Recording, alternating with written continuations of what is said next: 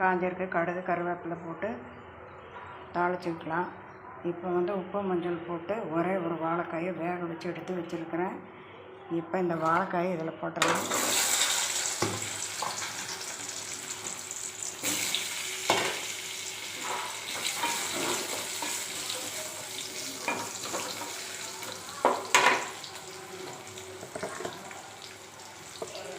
இதோட ஒரு அரை ஸ்பூன் மிளகாத்தூள்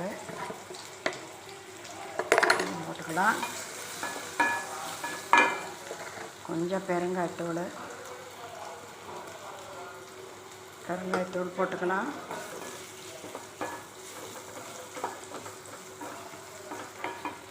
இதோட இதில் குருமிளகு, சோம்பு, சீரகம், வறுத்த பொடி இதையும் இதில் போட்டு சேர்த்துக்கலாம். இதையும் சேர்த்து சுவையான வாழைக்காய் வறுவல் ரெடி. லைக் பண்ணி ஷேர்